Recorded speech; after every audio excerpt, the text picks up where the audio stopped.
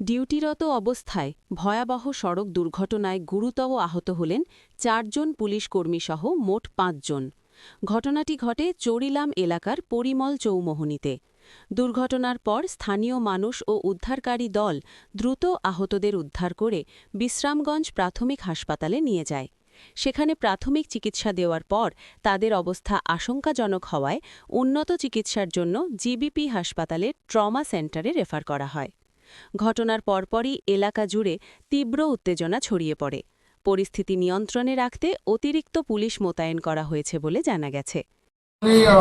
চরিলামের এখানে পুলিশের গাড়ি ওরা কর্তব্যরত অবস্থায় আসছিলেন, তো ব্রেক ফেল হয়ে অ্যাক্সিডেন্ট হয় এবং ওদের মধ্যে ৫-৬ জন গুরুতর আহত অবস্থায় আমাদের হাসপাতালে আসে এবং আমরা ওদেরকে এখন প্রাইমারি প্রাথমিক চিকিৎসা করার পর এখন আমরা জিবিতে রেফার করছি, কারণ প্রায় অনেকেরই সিটি স্ক্যান, এক্স-রে এগুলি দরকার আছে।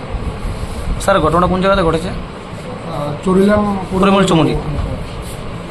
স্যার, তাদেরকে উদ্ধার করে কোথায় নিয়ে এসছে? বিশ্রামগঞ্জ প্রাথমিক হাসপাতাল। পুলিশ নিয়ে এসছে উদ্ধার করে? হ্যাঁ।